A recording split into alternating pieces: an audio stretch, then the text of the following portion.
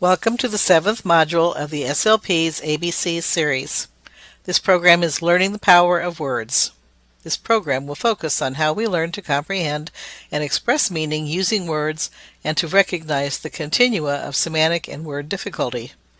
Interventions we can use to improve comprehension and expression by focusing on levels of meaning and word learning strategies will be discussed. We hope you enjoy the program and gain an appreciation for the importance of the SLP's role in preventing school failure. All rights reserved. This program has been created by Jan Norris and Ashley Moe. Cannot be reproduced without permission. Words are very important. Some of the reasons include there's a strong relationship between vocabulary knowledge and reading comprehension. Also related to intelligence. If we only had one factor that we could pick out to measure a person's intelligence, vocabulary would be the most accurate.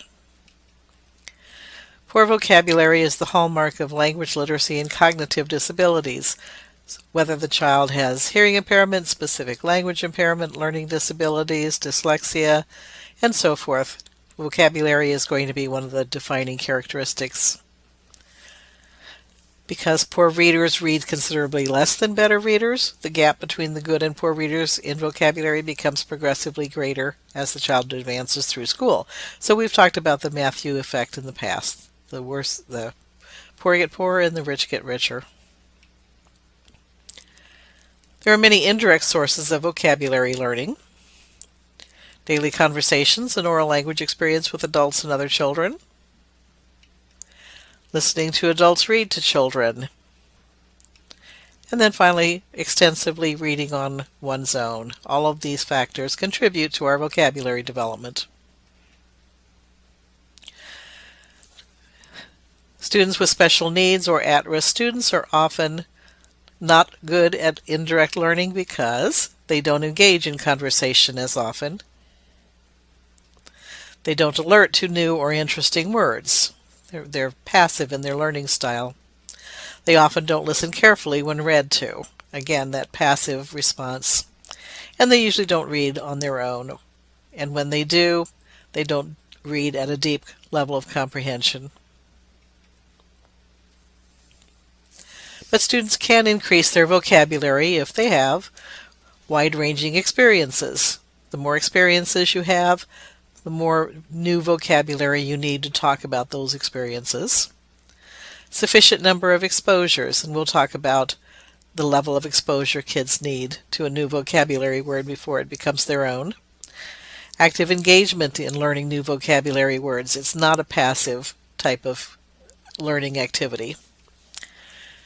Consistent direct instruction helps, in particular with children who have disabilities. And learning word learning strategies that you can use independently also improves vocabulary. So let's just look at a few of the statistics. Children begin first grade with approximately 6,000 words in spoken vocabulary. Everyday speech only consists of between 5,000 and 7,000 words, so without paying attention to academic language, you're not really going to increase your vocabulary much beyond a first grade level. From first grade onward, students learn 5 to 8 words a day. So by 12th grade, they understand between 36,000 and 50,000 vocabulary words. 36,000 is going to be the low end of children who don't read very much, and 50,000 is going to be on the higher end. Students must learn 3,000 new words per year by 3rd grade to stay on grade level. So by 3rd grade, it's a very accelerated learning curve, 3,000 words per year. Unfortunately, children with disabilities or children of disadvantage only learn about half as many words, or 1,500 words per year. And again, you see that Matthew's effect. High-achieving 3rd graders know as many words as low-performing 12th graders. So the gap is enormous. Only 400 words a year are directly taught by teachers. Teachers have so many topics and subject areas to teach that the direct vocabulary instruction is very limited.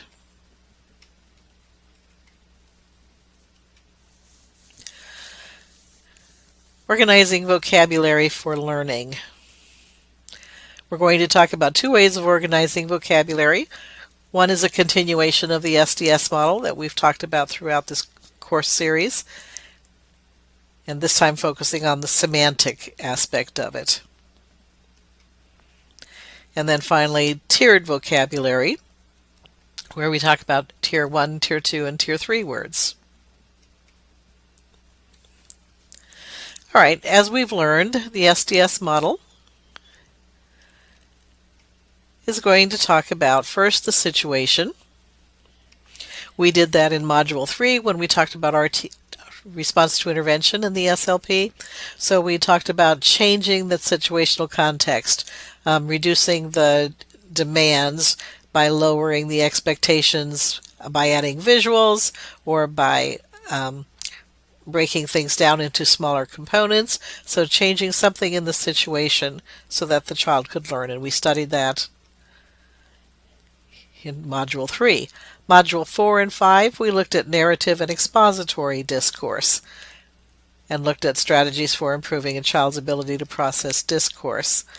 And now in Module 7, we're going into the inside of the model and looking at the semantics and the word power, how we basically share meaning. On the SDS model, we talk about meanings at these 10 different levels. The first one is going to begin in infancy, where we have reflexive responses to sensory motor stimuli like hunger, discomfort, light, sound.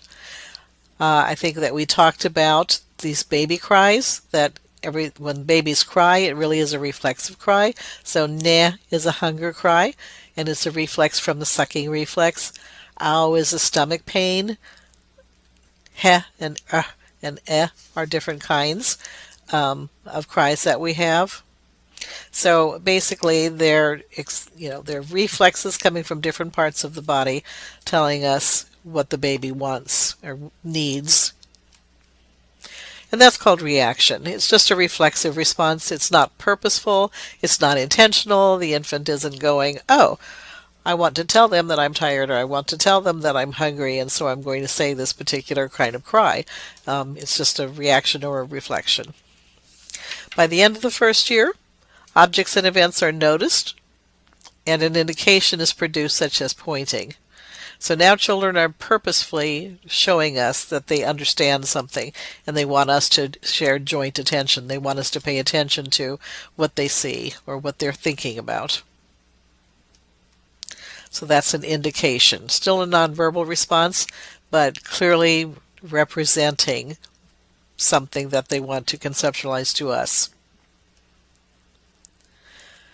So in the early stages of this symbolic development, we notice an object or an event. Our brains form a concept. So we have a mental picture or a mental image, maybe some sounds associated with the concept. So we have these perceptions that form a concept. And now we can imagine it even when it's not there. So that's object permanence. We don't need the real object there. We can remember that the object existed. But we can't telepathize this knowledge. I can't just give you the knowledge that I have stored in my head. So our brains invented arbitrary symbols. So now we're going to have another representation, not just the concept, but now the phonology. Apple, apple. So we have a representation of sound that's going to represent the apple. So we're going to say arbitrarily this 3-sound sequence, apple, is going to represent my concept or my representation of an apple. So I've got a representation referring to a representation. And then we connect these to actual speech movements.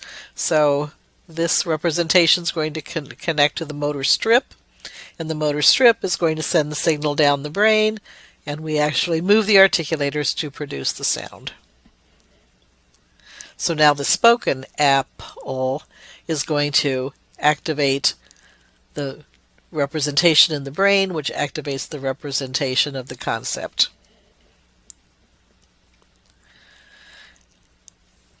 These phonetic representations or phonological representations are arbitrary, so we have to have exposure to other people who share those symbols. Mom says, "There's an apple," points to the apple, and now the child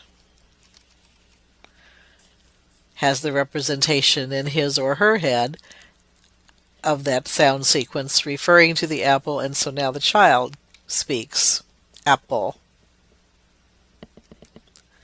And that's a label. That's the beginning of speech, when we start to label the things that people are telling us about in words, and we begin to use those words to label things, and nouns are one of the biggest classes of first vocabulary words. Then we get what Catherine Nelson talks about as slot filler categories, where these nouns take on roles such as the agent, so I, or the object of the sentence, apple, and we also start to get actions, so I eat apple. And this relationship between an agent doing an action to an object basically becomes a description. So now we're going to describe Mom eats the apple, boy picks the apple, Mom peels banana, or I peel an orange. So these are all descriptions talking about what or where or when. Okay, so I could have had some where words in here. I could say the dog is under the chair. I see it there. Okay, so basically these are descriptions of action. And these slot filler categories basically say, once I learn a simple phrase or sentence like I eat apples, that sets up these slots for agent, action, object, and now I can slot a bunch of new words. When I hear a similar type of sentence, I assume that this middle word is going to be the action, that the ending word is going to be the action, or the object rather, and the beginning word is going to be the agent or the person doing the action. These slot filler categories then allow us to learn some abstractions. So now the child starts to hear I eat red apple. And so red is not an object. Red is a property or an attribute. So when the child's looking, it's like, well, I see an apple, but I don't see a second object of red. So now they have to figure out what this abstract word could mean. Some property of, is it the size? Is it the shape? Is it the taste? Is it the color? So they need several exposures. So they look at things like a red apple, a red wagon, a red shirt, red socks, and pretty soon their little brain starts to abstract this property of redness away from the object apple. Mom likes big apples. So now we have words like likes. Like is not a person. Like is not an action that you can see. It's something that you have to attribute to somebody. You have to say, it looks, that Mom might be looking at the apple, but the way that she's smiling, etc., she actually likes it. And so now we're interpreting Mom's feelings about the apple. Big is going to be another attribute. Okay, so the size of the apple. Now the child has to realize that this one does not refer to another color. This one is going to refer to another dimension or size. And again, that comes from multiple exposures where you compare and contrast. Boy picks the fruit. People select grapes. So now we have a word that's a little bit higher level than apple or orange. The apple and the orange and the grapes now all come under a superordinate category of fruit. So that's going to be an interpretation, that these things make up an interpretation. Similar to people. Mom is an object I can look at. Boy is an object. I'm somebody I can look at. I have to more abstractly group them together into a concept of people. And so that's going to be an interpretation that all those people are actually people. Choose is another thing, or select. Picking, I can see the boy picking. If he's going to choose, it implies that there's more than one option. Or select, that the person has to sit there and, consider more than one possibility and choose from the possibility, as opposed to picking, could be just a single apple or a single grape. Freshest also is this interpretation that relative to all of the other apples, this one is the most fresh. So attributes are going to be things that are a little more concrete: red, big, square, you know, color, size, shape, those kinds of things. Um, Mean, sad, happy. And then these things are going to be something where you have to interpret the situation. All right, so now that we've got concepts and slot filler categories and the syntax that evolves from slot filler categories being fitted with word choices, now I don't have to telepathize. I can actually communicate my idea, I like apples, and put it in the other person's brain. And then that person can say, I like apples too, and put their thoughts in our brains. So we've developed this wonderful symbolic system for sharing the concepts that we personally have. The greater the semantic network, or the more vocabulary words you have, and the more concepts that you have, and the more relationships between those concepts you have, then the old and the new information can be combined, and you'll get a higher level thought, which is inference making. The language itself creates the important information. The information goes beyond the present here and now. Both speaker and hearer must have sufficient background knowledge. So there's much higher demands placed on internal knowledge, or what you've already constructed. So inference making is not going to be typical of a 2-year-old. Inference making is going to be, a higher level skill when children in late preschool years are displaced from the here and now. They can talk about things that happened in the future. They can talk about things that have happened in the past. They can talk about different places and refer specifically to things that require background knowledge, and those things make it an inference. So he said, this apple looks so good, which is here and now talk, but then he says it must come from Georgia. So in terms of background knowledge, you must have to know that Georgia is one of the biggest apple producing states, and that Georgia produces a lot of variations of red apples, and that they're considered to be some of the most delicious apples in the United States. And then he said, Mom will like these apples. And so again, it's an inference. It looks to the future that Mom's not here eating the apple, but she will like these apples because they're the really good ones from Georgia. So that's the level of inference. Evaluations go beyond facts and express beliefs or opinions. This was actually off of their page in Georgia of why we should buy their apples.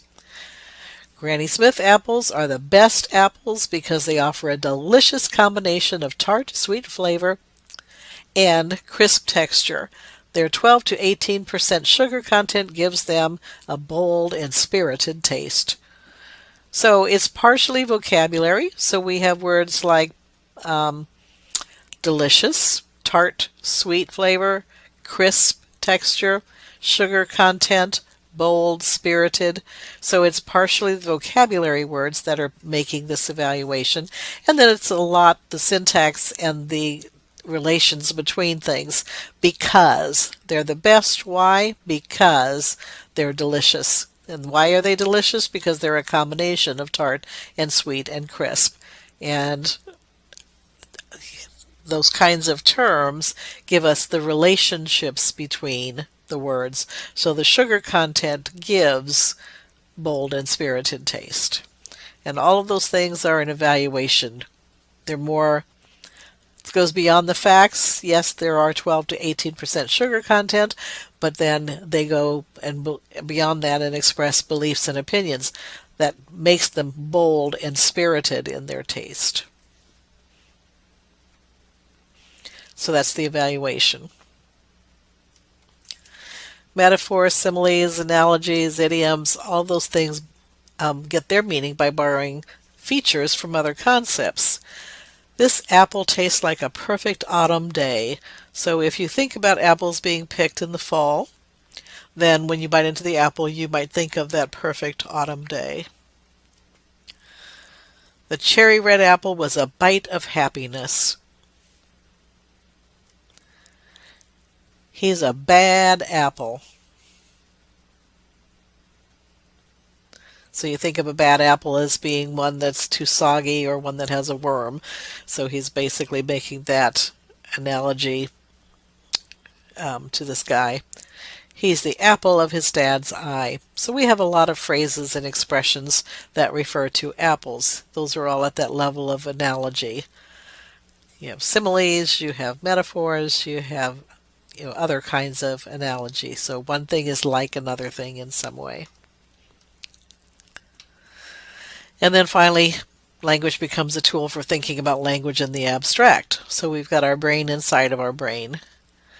This part of my brain uses language to talk and think. I like apples. Apples are red.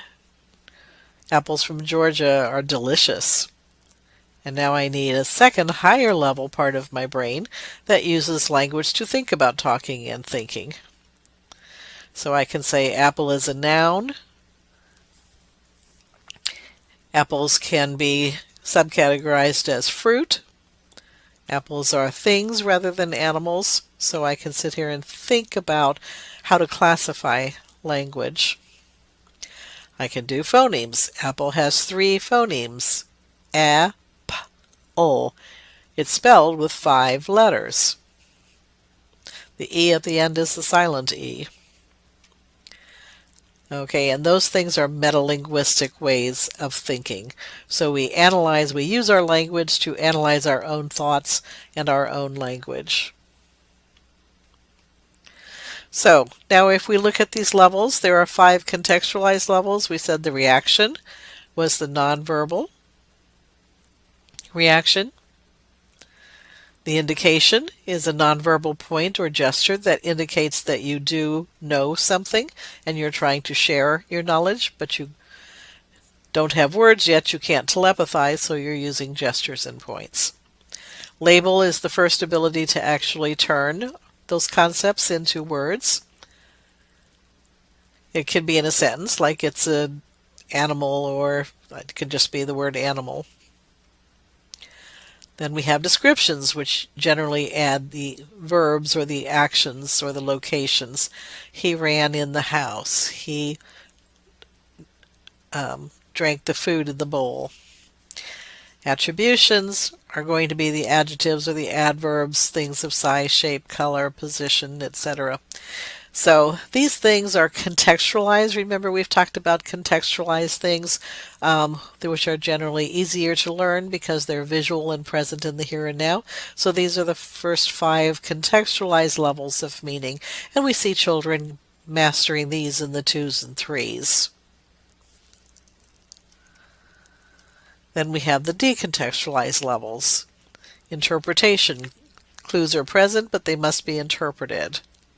That apple might be rotten and you see a brown spot on it. The inference level requires prior knowledge or background knowledge. This apple probably came from Georgia. Opinion or critical analyses. It is the most delicious and crisp apple. Analogies or use of non-literal language. And then finally the meta language. So those are the 10 levels of semantics or referring to information. Now, I can apply these levels developmentally. So I can say at the reaction level, we're talking about birth to about 8 months. So pre-linguistic, no intentional meaning, so the adult has to interpret the changes. So the child starts crying and we need to figure out why. Their reference is just reaction to stimuli with no internal knowledge of the world, so we don't have those concepts yet. By 8 months, however, these pre-linguistic action schemes to control our own level of input are there, and so the child might actually pick up the apple and start mouthing it and touching it, etc., to control their own level of input. They don't have any vocabulary word, but they're building that concept for Apple. Primitive concepts of stimuli, discrimination, so the child can decide that this is something to bang or to pull or to drop. By 10 months, the child starts to use indications, and so prelinguistic babbling-like language is used, and there's some purposeful control. When I point at something, I'm trying to get you to pay attention to something, so it's a purposeful action. Recognize objects according to their properties, things you can roll, things you can pull. So the child would recognize an apple as something you can mouth or bite or eat. Then by between 10 months and 18 months, we start to get those labels where you get a lot of new words, so 50 words right away, a lot of agents, actions, and objects. Single words refer to objects or actions present in the here and now, so you can hold out the apple and say, apple, and you really might be meaning look at the apple, or I've got the apple, or do you want the apple? So I can use this developmentally. Continuing on. Description we see by 2, where words for objects, actions that are characteristic. So doggy run, or the existence of the doggy. We're also starting to see some attributes pop in at 2, and by 2.5 we see a full array of attribute words. So we start to see color, texture, size, shape, location. On into the 3s, words for abstractions, texture, size. Instead of just big and little, we're starting to get tall and short, narrow and thin. Location, and we have over 1,000 vocabulary words by this time. And we start to get decontextualized, and so we can talk about the past, and we start to talk about the immediate future. And then interpretations, words interpret distinctions and thoughts. I know, I wish, I think. We start talking about space travel and abstract ideas and interpreting things at that level. By 4, we have more than 1,500 words that express facts, rules, beliefs, attitudes, emotions. We have contractions, isn't, need, because, express a lot of world knowledge. So we're up at that level of inference, where we can talk about future events and infer possible fantasy actions and refer to generalizations. It's everywhere or it's impossible. Which then moves us into, by 5 years, evaluations. Now we are getting an academic vocabulary. We get words for letters, science, social studies, music. We begin to refer to abstract ideas like life cycles and communities and personal evaluations. I think it's good because. I think it's bad even though. So we develop those kinds of concepts, and kindergartners start, being able to evaluate whether something is good or bad. By 6 years, we start to get analogies. We start to get semantic hierarchies so that we realize that a dog is also an animal and that animals are also alive things. So we get these hierarchies of semantic categories. We learn abstractions by analogy. It's kind of like, so this thing that I've got in science is kind of like an egg, kind of like a chicken egg, except that it's a butterfly cocoon. And so it sort of looks the same, and it's something that they hatch out of. And then finally, by 7, we should be fully able to use meta language, although kids are certainly being asked to use it during the 4s, 5s, and 6s. And so that's things like learning your alphabet letters and letter sounds and understanding phonemic awareness and that words rhyme and that there's letters at the beginning and the end of the words. By 7, you're also into things like metaphors. You're able to understand puns and riddles and jokes. You can give definitions of words. You can judge, rate, compare, and you come up with all of these morphemes that add those kinds of comparative ideas. So that's kind of the continuum of semantics and the kinds of language kids are capable of talking about developmentally in school and what we need to be aiming for in terms of our intervention. Now we can use this to analyze language samples. It says kindergartner is looking at a picture book of the three bears during quiet reading time, but only labels items. So now we have a way of talking about what the child's doing. They're saying there's a bowl, there's some porridge, there's a spoon, there's a girl, there's a daddy, there's a mommy, there's a little baby bear. So basically they're saying a lot, and they might even be using fairly long sentences, but all they're doing is labeling. So pictures are symbols for the event and the relationships, but the child isn't getting those higher level relationships. We're not talking about attributes, the big porridge and the medium-sized porridge and the small baby's porridge. We're not getting the interpretations. Baby's upset because his porridge is all gone. We're not getting the inferences. Probably Goldilocks was the one who ate it. Okay.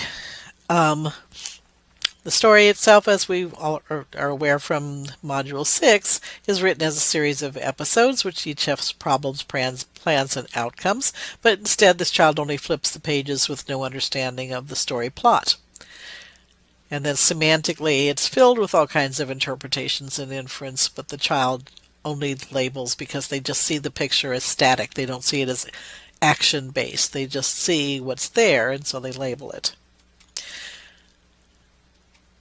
Okay, so the student's level of interpretation is, below the symbolic level. So we need to help the child put action into the picture. So one of the ways to learn to put action in the picture is to do the actions yourself. So we have children act out the scene, and now they get to become little Goldilocks, who is eating the Papa Bear's porridge out of the big bowl. And then they can talk about, oh, there's the big bowl. So eat your big bowl of porridge, and now let's, but it's too hot, so let's, taste it. Oh my goodness, it's hot. So first you act it out with your own body, then you can start acting it out with props. So at a, little more complex level, you start to be able to have theory of mind and see that Goldilocks is the character that's doing the action, and the bears are the ones that are talking to Goldilocks. So it's not you doing the actions. You're able to displace your thinking into the characters, the dolls, and what they think that they're doing. And then we can start talking semantically. That's a bear. So that's a bear is just what? If you said label, you're right. You're just naming it. That's a bear. The bear sees his porridge. Now we've got the actor, we've got the action, and we've got the object. So when we had that, it gives us an action description. So this is going to be the description. Bear sees porridge. Another action description. We've got the agent who does the action to the object. The bear sees the porridge. Oh no, the porridge is all gone. So now we're making a comment. So this is going to be an interpretation. The porridge is all gone. You deduce that from the clues. We're asking who ate it, which requires prior knowledge. The child says Goldilocks ate it, so they're using their prior knowledge of the story to tell us who ate it. The adult says, baby bear is, and the child says sad. It's an attribution. When you look at him, he is sad. So basically, all of these ideas are not equal ideas. This is a low-level idea, that's a bear. This is a higher level. Oh no, the porridge is gone. And then Goldilocks ate it, or Goldilocks ate it, is basically a slightly higher idea.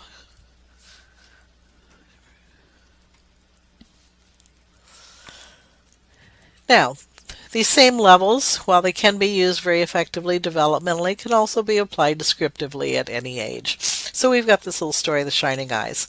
10-year-old Sammy Westberg poked his older brother Bill on the arm. He whispered, "When will the sunrise When is the sunrise breakfast going to start? I'm starving, and my legs are falling off. His whisper shot through the nearly dark museum. The crowd of people around him frowned. Bill frowned at him too, so Sammy hit him. Then he ran behind a stone post. Well, when we look at this passage,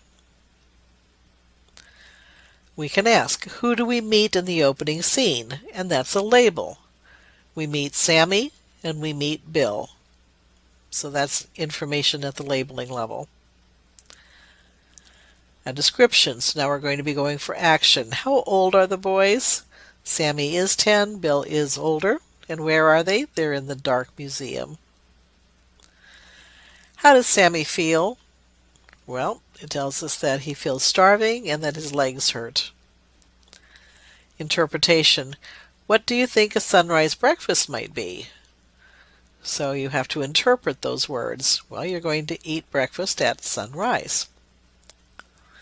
Inference. Why do you think a crowd is in the museum?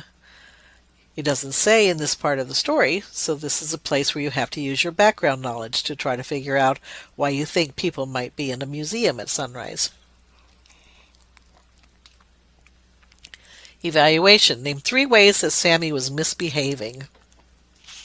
So when we look through here, we find that he's complaining, he's hitting his brother Bill, and he's running behind a post. So we're evaluating each of those behaviors as being bad, as being a misbehavior. An analogy. What does my legs are falling off mean? I mean, that's not literal. His legs aren't literally falling off of his body. His whisper shot through the museum. So how can a whisper be a shot? So it's like the whisper was like a shot in some way. So again, things that we can talk to kids about while we're reading together. So we stop and literally talk through all of these issues. And then finally, meta language. We can talk about the notion of figurative language. It uses words that give you the image of the meaning. These words are an exaggeration. Sammy's legs didn't really fall off, but it's a good image of how much his legs hurt. And then we can ask students metalinguistically to spell whispered to see if they have that WH spelling for words. Which letter is silent? Spell museum and examine the vowels. Complex vowel pattern here. So those are examples of how we can apply the same continuum of semantic difficulty, no matter what grade level of material we're talking about. Participants will receive a CD, which is going to include not only the kindergarten lesson plans, but also the complete lesson plans for the buried eye. This book is appropriate for any child between the grades of grade 4 through adulthood. It's got a fascinating story from New Zealand, and it is fabulous for teaching language and reading skills. So that's exactly what we did in one of our projects, in one of the kindergarten projects that we did. The school was using at that time the Treasures curriculum, and so we wrote these kinds of lesson plans across the continuum for each of the lessons during the school year. We used the same books as the child's classroom teacher. We stayed about a week ahead of the teacher so that we had time to help the children and go through those layers of meaning and talk about the same picture at all of these different levels before they actually got to that book in class. We selected pictures from the story so that when they saw them in class they could recognize those pictures. We used an actual semantic board. We had one that we had stickers, which will be in your packet, that we mounted on a piece of balsa wood, and then we had paper. We had these clips, these colorful clips, and we'd allow the children to move the clip up the board as they talked about higher level ideas. Within a few weeks, the teachers were reporting that the kids were much more active in their participation in class. So instead of sitting in the back of the room and picking lint off the carpets, they were excited to talk, and they had a lot of things to say and ideas to contribute, even on pictures that weren't covered by the SLP ahead of time. We had one of the participating SLPs in our project who was being evaluated by her principal using the regular teacher evaluation scale. And she came in and watched the SLP do this lesson plan, and she was like crazy about it. She said, "Oh my gosh, that's the best teaching I've ever seen. And if all of our teachers would do this with the kids, we could get our inner city kids talking and using language at these higher critical levels so much better." And she got a perfect score. And in that study, the students made statistically significant changes in both oral and written language measures. So we, at the same time, addressed oral and written language needs. So this is an example of the plan. At the labeling level, it says, focus on the first picture, have children name things seen in the picture, like kittens, mama cat, bees, and flowers. So just a simple labeling. Then at the description level, what are the kittens doing? Curling up, taking a nap. What is mama cat doing? Where are they sleeping? What are the bees doing? They're flying, they're getting pollen from the plants, they're buzzing, they're leaving the cats alone. At the attribution level, what colors are the kittens? How many kittens do you see? How many bees are in the picture? At the interpretation level, how do the kittens and mama cat feel? They must feel tired and sleepy. Which kitten is missing? Boris, what time of day is it? It's daytime, morning, or afternoon. So Boris isn't sleeping with the other kittens. Up at the inference level, where do you think Boris is? Check out the next page of the story and see, why isn't he sleeping? What do you think he's pouncing on? How does he feel? Curious, full of energy, practicing his hunting skills. So we help kids think about what they know about cats and what do cats do when they're outside playing. Evaluation. Boris does the opposite of what his mother and the other kittens are doing. Should everybody do the same thing at the same time? What would happen, or what could happen to Boris if he doesn't stay close to his mother? Can his mother watch him when she's asleep? Are there times at home and school when you should stay with your family and friends? Are there times when you can do things on your own? So again, we get children to really think about the events that are happening in the story and think about them critically and relate them to their own life experience. Analogy. Boris is different from the girl kittens in many ways. Are boys and girls different in your family or in your class? How are girls different from boys? Is it okay to be different?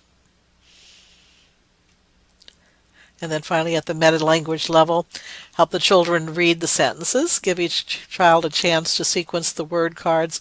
So we had little word cards that had little pictures on them to help them link the written word to the pictured word. So they were the same morphophonic picture cards that we used for the Three Little Bears story, or the Three Little Pigs story, rather.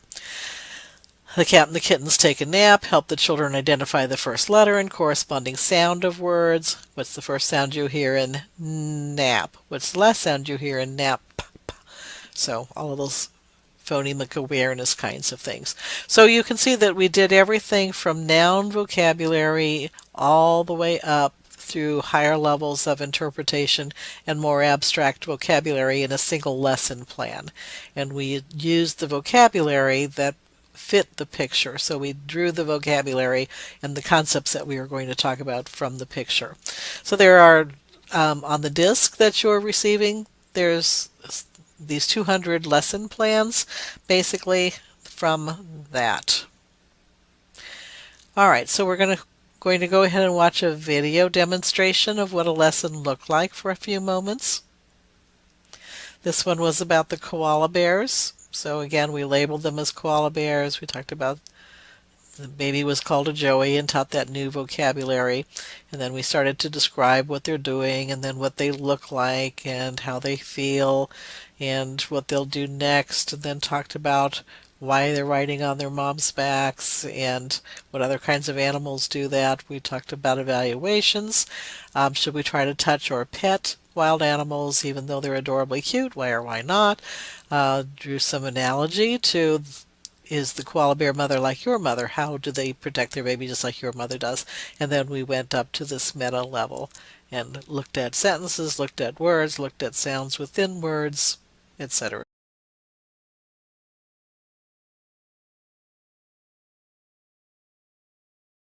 Do you know what these are? Those are koala bears. All right, try saying that. Koala bears. You try it. Koala bears. Koala bears. And the baby is called a Joey. What's that baby called? Joey. He's a Joey. What is he called? Joey. So this is the mama Joey. koala, and this is her baby Joey. Joey. And this is the baby what? Joey. And this is the mama koala.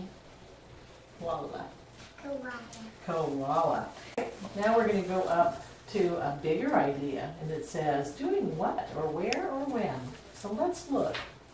What's the mother koala doing?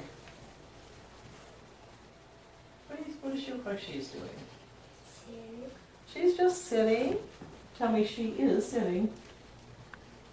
Tell me that in a complete sentence. She is sitting. Sitting. She is sitting. Now you tell me what she's doing with her eyes. She's looking. She is looking. Let's say that together. She is looking. She is looking at us. Yeah, she sure is. And what's the baby Joey doing? He's looking He's what? at looking at us. He's looking at us. And what else is he doing? What's he doing with his claws? Nothing. Nothing. He would fall off his mom unless he did what? He has to hold.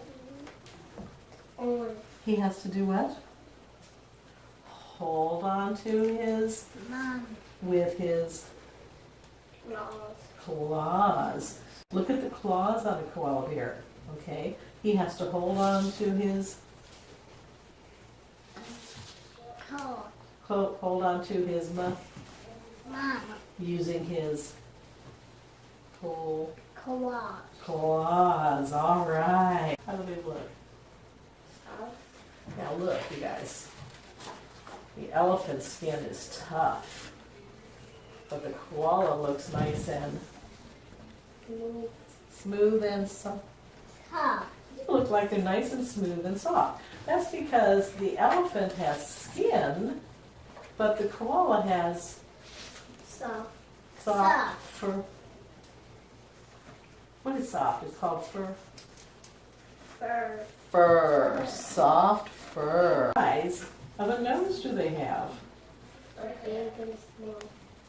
Is that a small nose for a baby face? Do they have big noses or small noses? Hollow. They have Big big noses. They have big noses, and they're almost like a rectangle shape. It's long hair on their ears. And what about their claws? How do they feel? Sharp. Sharp. Can you say sharp? Try that word. Sharp. Make sharp claws, everybody. Ooh, yeah. Their nails are hard and sharp. The clues suggest. So this time we have to watch for clues. Okay. Look at their faces. How do you think they feel? Soft. They might feel soft, but I mean their feelings. Are they feeling scared? Are they feeling angry? Look at their faces. And how do you think they feel? Happy. Happy. What do you think, baby? Happy. What makes you think so? Me. What does it look like they have on their face? What is that called? Oh, look at their mouth. What shape is it in? It's in, Happy. and that's called a smile. Mouth. It looks like they have a smile. You make a smile. See, your lips go up, just like the koalas. They look pretty happy. Let's see. Do other baby animals ride on their mama's back? No. Yes. Who do you know that might ride on their mama's back? A koala. A koala rides on their mama's back?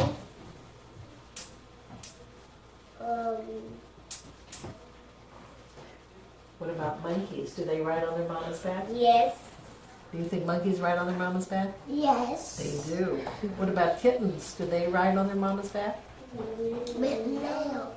Kittens? Do they ride on their mama's back? No. How does mama cat carry her kittens? With hands. She doesn't quite use her hands. She uses her mouth. She picks them up in her mouth and moves her baby kitten. What did you learn? I think. All right. Koala bears. They're cute. Do you think they're pretty cute? Yes. I think they're pretty cute. But should you Koala? touch a koala bear? Why not? Because this there. They are wild Wild animals. What are they? Animals. They're wild animals. Tell me wild animals. Say wild Wild animals. animals. And what do wild animals sometimes do? If you saw a wild animal, you should never touch it because it could Poke you. not poke you. They could use their teeth and Bite you. they're almost at the top of our idea list. It's kind of like, so a koala bear is kind of like a mama, your mama. How is this mother koala kind of like your mama? What does your mama do to take care of you? We are little. Does she feed you? Your mama doesn't feed you? No, you're just starving? She doesn't give you any food? No? My mom do. Your mama gives you? My mom does. Tell me my mom does. My mom do. Your mom does. She gives you Well, food. no, my- Oh, No, he does some though. But he don't bruffle. But he don't bruffle. all right. He was trying to bruffle my brother toothbrush. That's right. We're at the top of our ideas. Are you ready? Yes. And we have to think about everything. We have to think about words is what we're going to think about. And here's how we're going to do it. Look, I've got a special bag.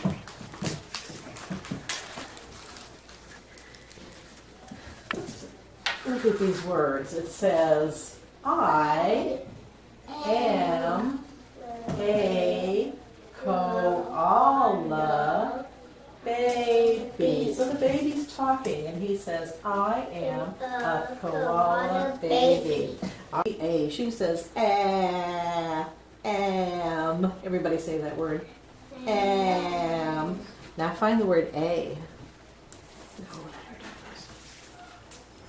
I am A. That's Miss A. She says A. Everybody. A. Now you have to find the word koala. That starts with the what sound? Koala. No, look it in the mouth. It starts with a K. K sound. And now you have to find the word baby.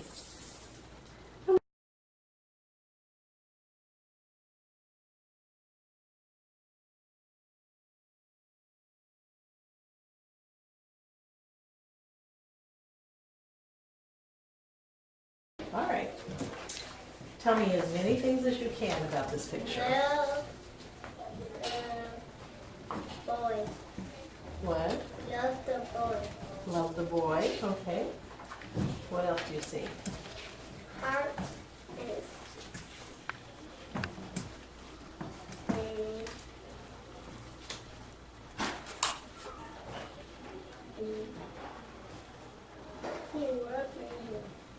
Okay.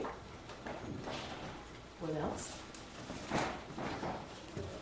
see a blue shirt and some hair. A blue shirt and what? Some hair. Some hair. Interesting. Okay. Any bigger ideas? I see a pen, and I see let's go. Okay.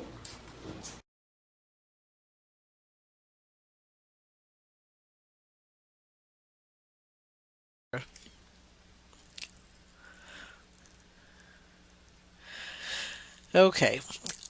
So when you look at the CD, you're going to find an explanation in there about how to use the lesson plans. You're going to find a set of pictures that were used in the project, and you're going to find the complete lesson plans.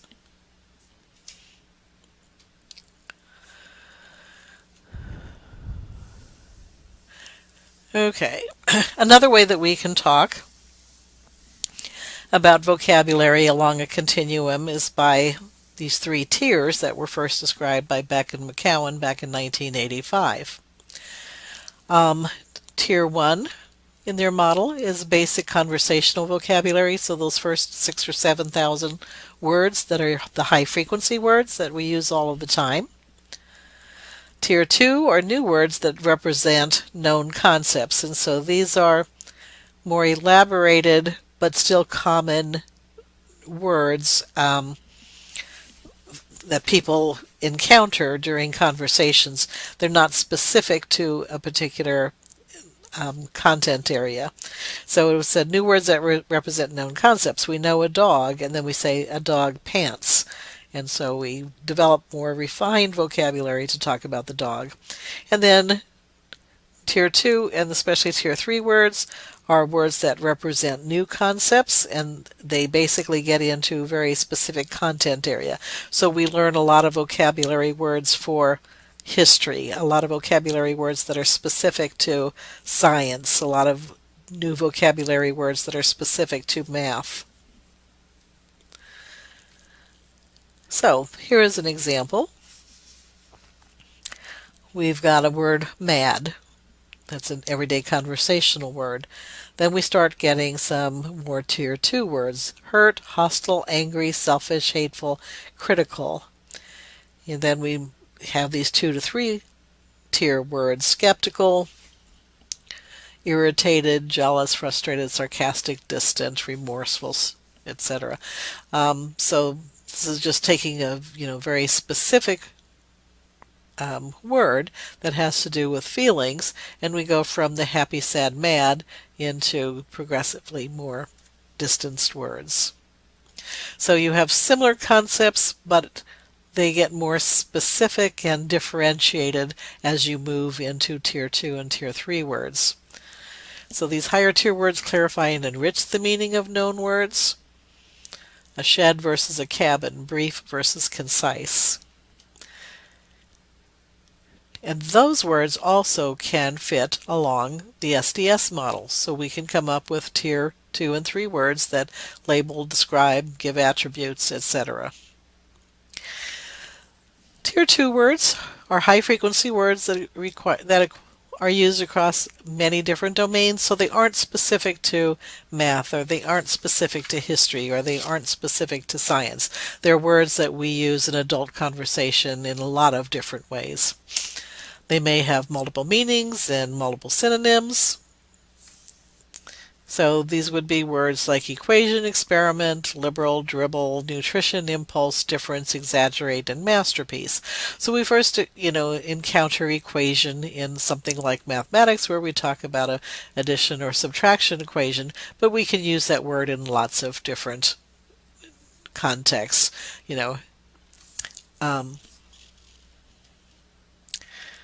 So let's place them along the SDS continuum and show what they look like. At the labeling level in 3rd grade, we get labels like diagram, pier, vehicle, tentacle, continent.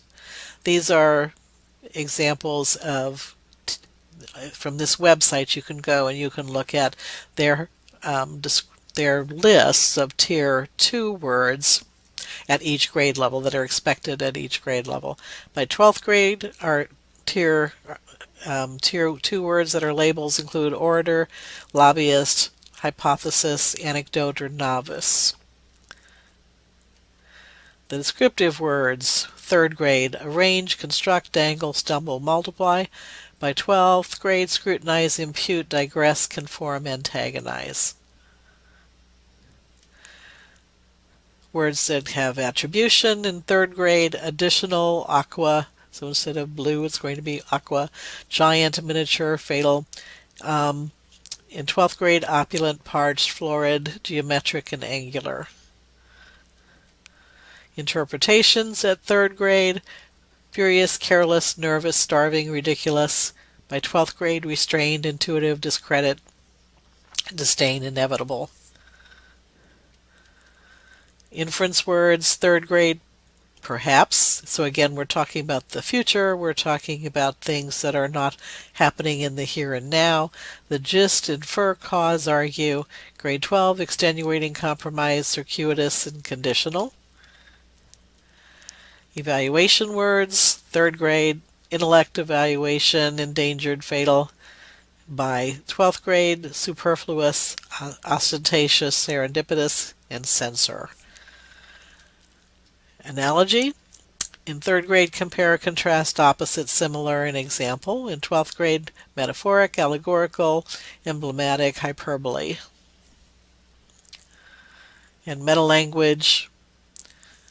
In 3rd grade, we're studying homophones, synonyms, estimating, place value, adjectives. By 12th grade, quatrains, lithodes, rhetoric, nonlinear inequalities, and matrix. So those are just examples of how not all Tier 2 words are equal. You've got Tier 2 words that are just merely labels. You've got Tier 2 words that are evaluation words, and then you've got words that refer to the metalinguistic skills that children are expected to be doing at each grade level. And like I said, that website is a great place to go and look at the different kinds of words at each grade level and how they progressively get harder. Now, Tier 3 words are low-frequency words that are subject-specific. They're specific to hobbies, subjects, occupations, geographic regions, technology, and weather. So basically, these are words that you're going to find in a specific context, and only if you're working in that area or studying that area would you even encounter these words. So we as speech-language pathologists have lots of words that the general public doesn't use. So examples: chemistry, economics, isotope, amino acid, Revolutionary War, feudalism, parabolas, and isosceles. These are not common everyday vocabulary words, but rather things that are very specific to a particular content area. So we can also put Tier 3 words along the SDS continuum. So labels: folktales, graph, glossary, documentary, norm, novel, artifact, autobiography. Description words: deconstruct, keyboarding, narrate, negotiate, choreography, citing, presentism, prosopography. I don't even know how to pronounce that one. I did have to look it up. Can't remember what it is anymore. Calculate. Attribution words: gender, cultural nuance, criteria, directionality, amplitude, rectangle, rational number, range, random, proportion. Again, things that are very specific. Interpretation: foreshadowing, flashback, consensus, mystery, neoclassic, objective. Up at the inference level: air contaminant, airborne release, diabatic process, accelerator, thermonuclear fusion, rising action. These are all concepts that require a lot of inference and a lot of background knowledge in order to be able to interpret it all. Evaluation: fallacious reasoning, ethics, hostile audience, plagiarism, significant. Analogies: glittering generality, figure of speech, euphemism, idiom, irony. And finally, metalanguage. We start looking at things like first person, footnotes, internal conflicts, consonants, juxtaposition, and onomatopoeia. So, this is just an activity. Find the Tier 2 and 3 words. In early times, no one knew how volcanoes formed or why they sprouted red-hot molten rock. In modern times, scientists began to study volcanoes. They still don't know all the answers, but they know much about how a volcano works. Our planet is made up of many layers of rock. The top layers of solid rock are called the crust. Deep beneath the crust is the mantle, where it is so hot that some rock melts. The melted or molten rock is called magma. Volcanoes are formed when magma pushes its way up through the crack in Earth's crust. This is called a volcanic eruption. When magma pours forth on the surface, it's called lava. Okay, so when we look, Tier 2 words, early times, formed, sprouted, red-hot, layer, solid, eruption, surface, pours forth. They're not specific to volcanoes or that particular content area. The words volcanoes, molten, mantle, magma, crust, lava are all words that are specific to that study of volcanoes, and that makes them Tier 3 words.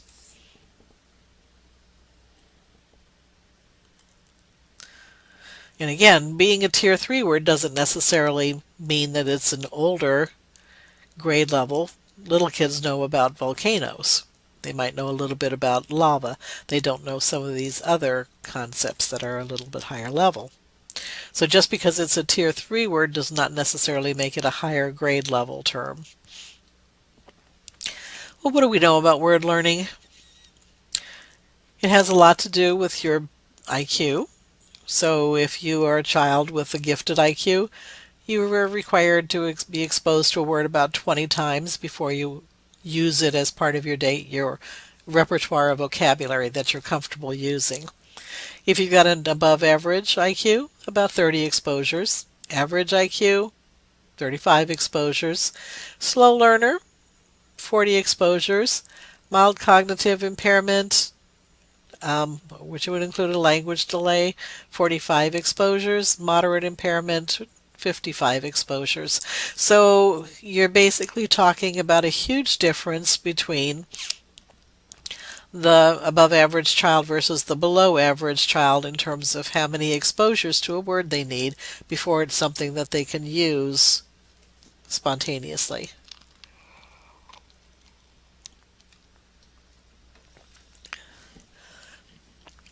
We also know that our kids with disabilities, learning disabilities, specific language disorders, have word finding problems.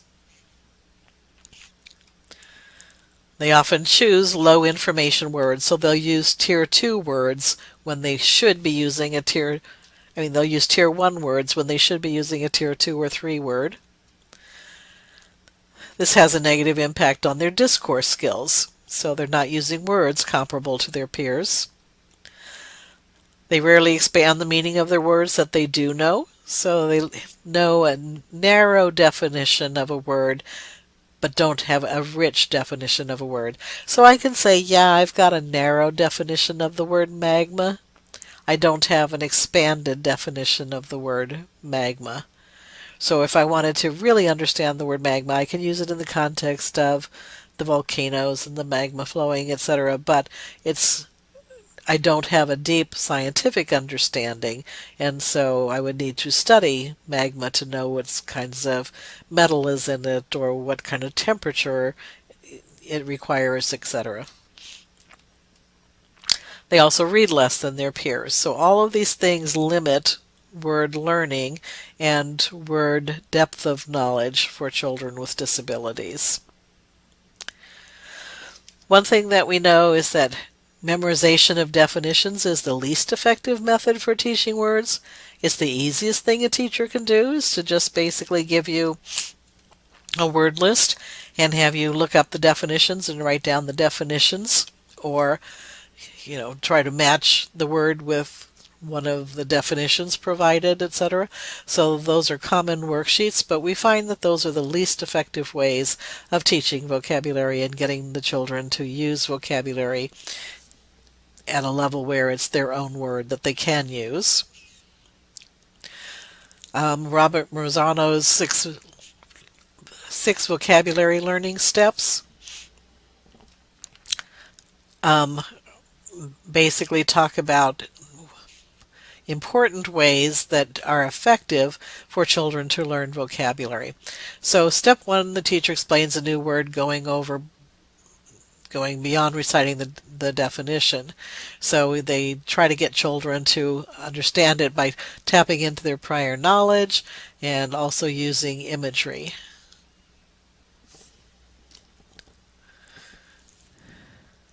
So if we talk about something like lava, then we can say, okay, when you think about, the volcano, then you can think about what used to be a rock melts and it turns into this lava, and the lava is red hot and it's like a candle that's melting. So if the candle looks solid, but once the fire starts burning, it melts and it starts running down the side of the candle, and that's what lava does. So basically it goes beyond reciting this definition, but instead helping the children use their imagery. Then you have children restate or explain the new word in their own words. We call this running it through your system. Basically, when you learn the most is not when you are the listener, but rather the teacher. So you think you understand something until you have to teach it to somebody else, and then you realize that you may not have a very deep understanding of the concept. So basically, by having to know it well enough and to, be able to talk about it in a way that explains it to somebody else, you're making all of those neurological connections for yourself just by speaking and saying it. So listening is not enough. You have to actually put it into words and connect those words using the right syntax and the right relational words to put the ideas together. So kids have to do that too. Silently writing definitions does not cut it. You have to actually hear it and then try to restate it yourself. This is where speech pathologists can start scaffolding and helping the kids. So it's like, okay, so tell me what lava is. And they'll say, well, it's this melted stuff. And it's like, okay, what melted? You have to explain to me what melted. Okay, well, the rock. And how did it get so hot? Well, from the center of the earth. So you basically, have to help the kids put those ideas into words and sentences. We looked at graphic organizers as a cool way of doing this for kids who are struggling. So you can start out by putting the key ideas on a graphic organizer and helping them link it into coherent ideas, and then take the graphic organizer away and letting the child talk about the concept and put it into words, him or herself. Step 3 asks children to create non-linguistic representations so they can do pictures. So draw a picture of what you think lava looks like, or a symbolic representation. Show me something that a mnemonic that reminds you of. Step 4, students engage in activities to deepen their knowledge of the new word. So you compare it to other words, you classify it, you write your own analogies, you write your own metaphors. So you basically do things actively so that you're saying the word and then saying it in a different way and then saying it in a different context and then comparing it to something else and saying it. So remember, they have to be saying it 20, 30, 40, 50 times before the word's going to stick and they're going to remember and be able to use the word. So you're coming up with all these different ways of helping them remember the word. Step 5, they discuss the new word. And then step 6, they periodically play games or review the new vocabulary. So anytime you can make it fun by playing the $6 Million Pyramid or Jeopardy or a game of telephone, those things help children get excited about and remember new vocabulary. One of the things I love that incorporates these principles are these vocabulary cartoons. So this is a vocabulary cartoon. There are books of vocabulary cartoons. So our target word is circa. So they give you the pronunciation. They give you a definition. It's an estimated historical time period.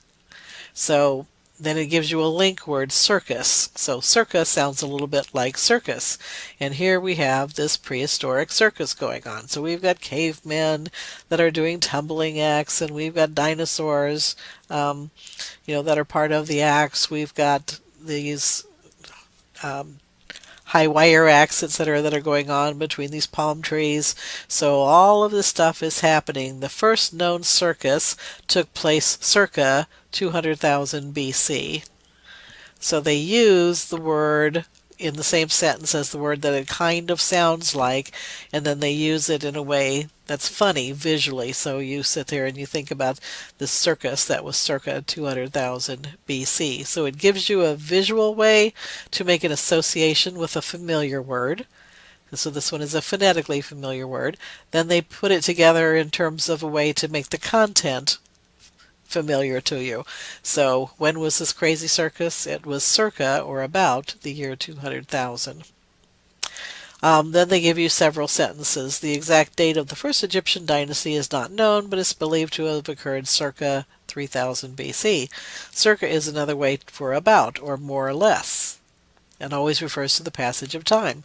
John is an expert on weapons produced circa 1800.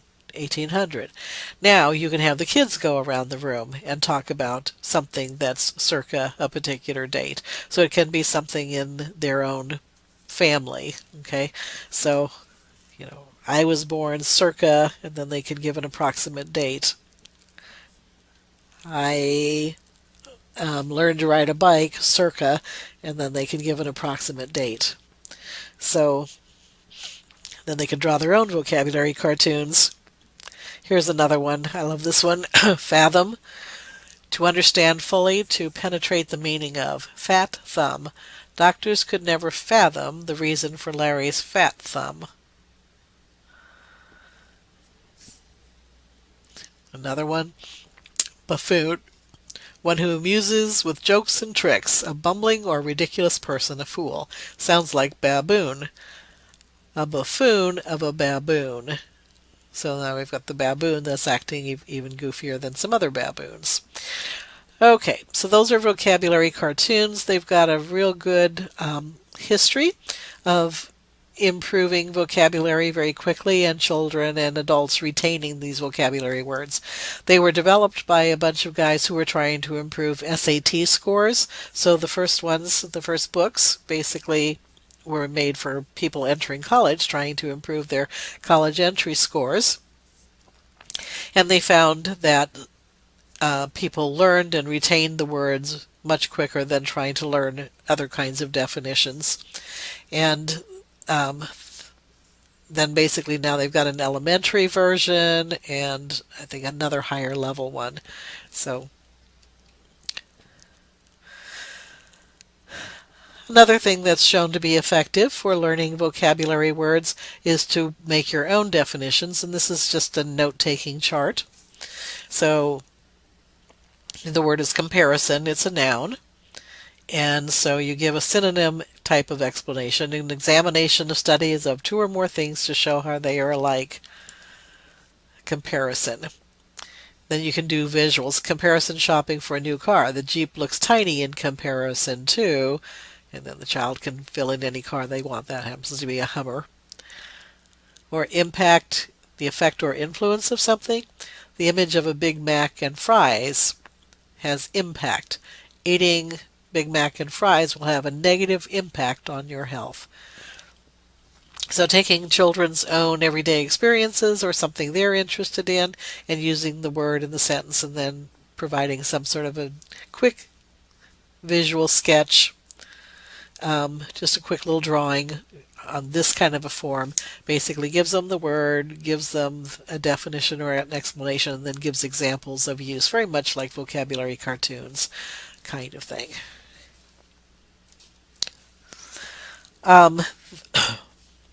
This is visualization of some of the words up at the analogy level. This I put together when my grandson was having difficulty understanding the difference between similes, metaphors, personification, idioms. They all seemed exactly the same for him. So we sat down and drew out these little visualizations. A simile sounds like similar or smile.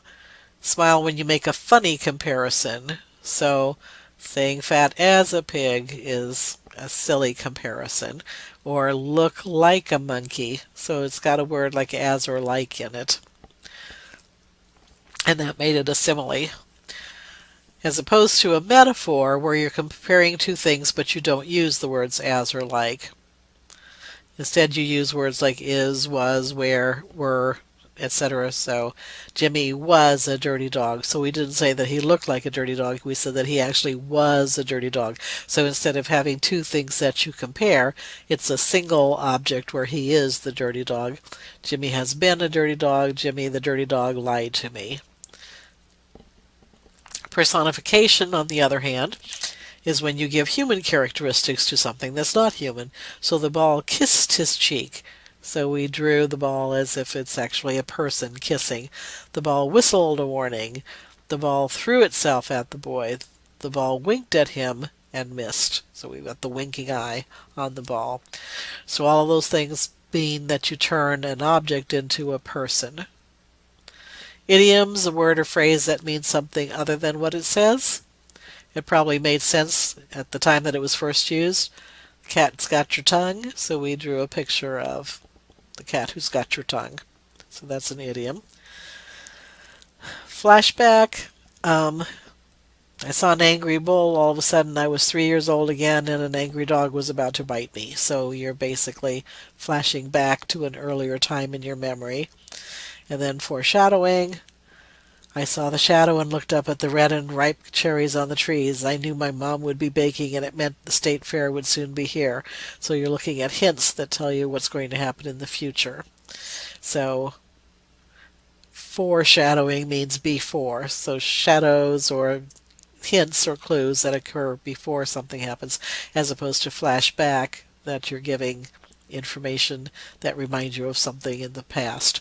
So these again are just visual ways of helping kids understand the difference between these very similar concepts and giving them kind of this visual definition to draw from.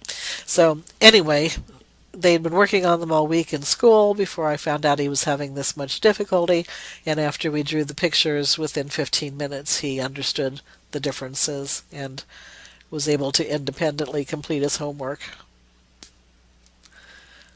So we used familiar examples, embedded them in familiar contexts like name calling. We used humor, used elements of the term that hinted at its meaning, foreshadowing, smile, make a silly simile.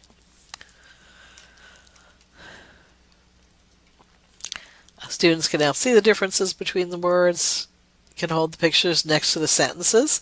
So it's another thing that visually, instead of trying to hold the definitions auditorily in your head, a simile is a word that compares and uses the word as or like. Now you can just look at the picture and say, nope, it doesn't have as or like in it, it's not that. Yes, it's making something appear to be something else.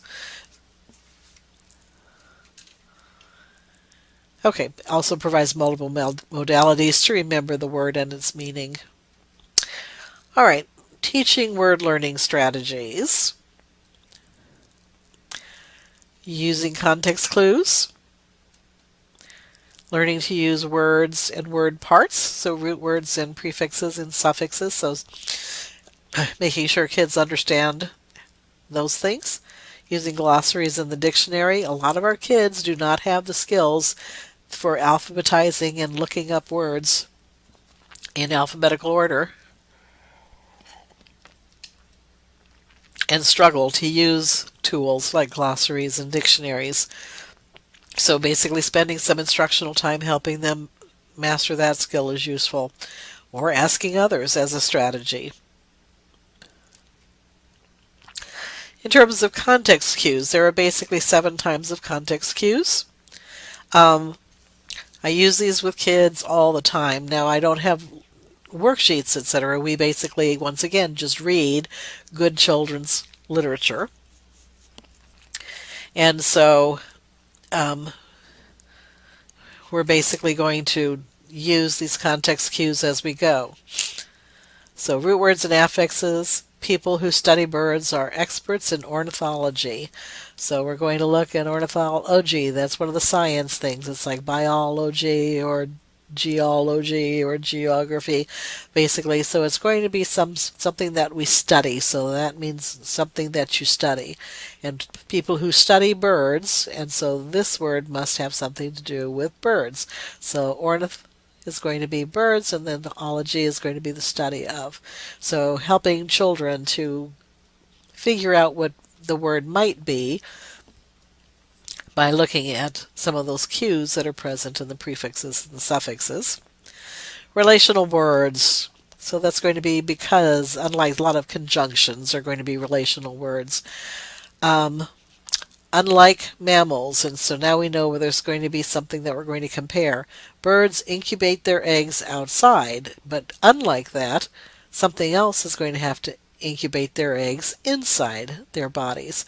So the other thing else, birds are different from mammals, and so what are some mammals? Dogs and cats and horses and wolves and whatever. So they incubate their eggs inside their bodies, but birds incubate their eggs outside of their bodies. Logic, and we're going to talk about this in more detail in a minute, but birds are always on the lookout for predators that might harm their young. So we have to use logical reasoning, and like I said, we're going to look at that on a separate slide. A lot of words, especially in science or in history, the definitions are going to be found within the sentence. Frugivorous birds prefer eating fruit to any other kind of food. So they're not omnivorous or they're not carnivorous. These guys are frugivorous, and so they basically eat fruit. So frugivorous must mean fruit eating. So the definition is basically going to be present somewhere in the sentence. Very common in science. Examples or illustrations. Some birds like to build their nests in inconspicuous spots.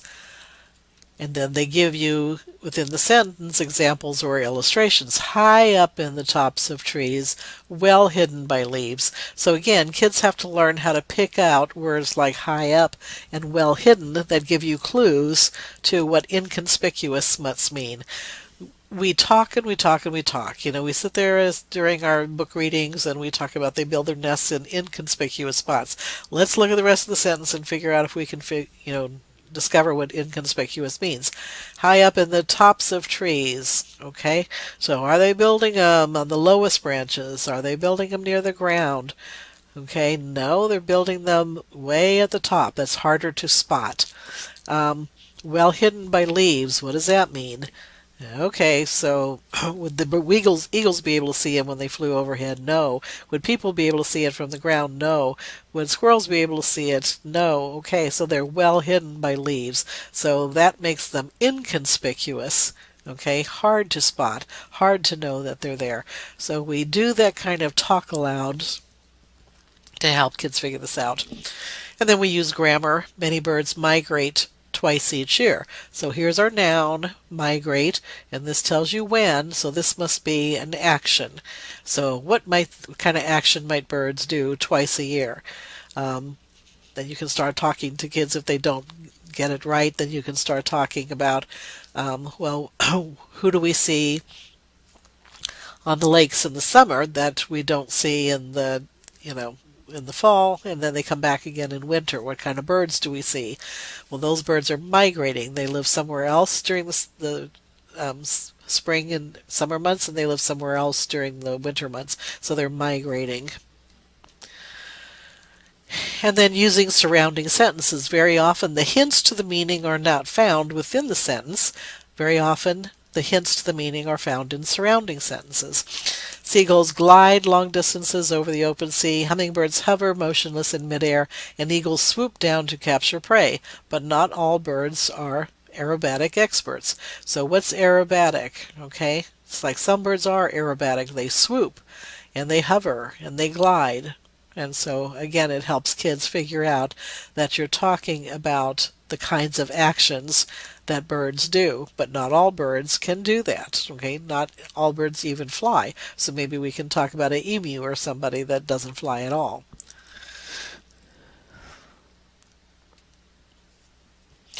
All right. So, going back to what we talked about, learning to visualize sentences.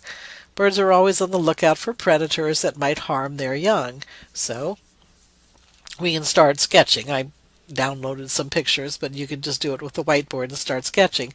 So you've got the mama bird, and she's always on the lookout. So we'll talk about how she's, got her eyes open and she's looking around to make sure that nobody tries to harm the young bird. Then we can bring in the eagle. Okay, the eagle might try to come in and snatch her bird, or cats might try to snatch the bird. So basically the birds right here are always on the lookout, we can see that, for predators that might harm their young. And here's the young. And so now we've talked about things that like to eat birds or they could harm a bird. And so those things are predators.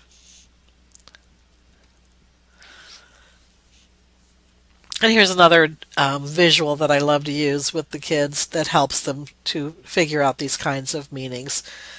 This is one of the self-regulation kinds of things. When you're reading, you need to stop and think as you're reading. Where is the answer? Birds are always on the lookout for predators that might harm their young. Does it say what the predator is? Birds are always on the lookout for predators. Does it say what that is? Okay, no. So the answer is not right here. Do you have to know what animals could harm a baby bird in order to figure this out? Who can harm the baby birds? Yes. That means you have to use your head. You have to think about what you know about science or experience or history or whatever. So what kinds of animals might like to hurt a baby bird? Okay, maybe cats, maybe eagles, maybe an alligator, maybe, humans. So basically get the kids generating ideas from their past experience and background knowledge in terms of what could harm the baby bird. Now, we put those two things together in terms of what it says, predators, and we have to read between the lines. So a predator must be something like a dog or a cat that could harm the baby young. And so that's what a predator is.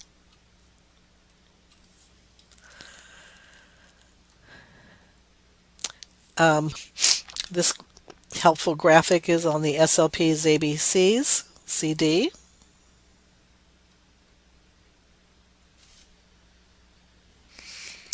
And basically those are some of the references that we used. Now, on that CD, you're going to have the lesson plans for all of those kindergarten lesson plans. You're also going to have a full set of lesson plans for older kids called the Buried Eye. You're also going to have this handout. You're also going to have several PowerPoints of helping kids to organize information at higher language levels, etc. So there are a lot of valuable things on that SLP's ABCs CD, including lesson plans that you can use with a wide range of children. So thank you for visiting our program and sharing information with us on the ABC's SLP's series. Thank you from Ashley and I. Bye-bye.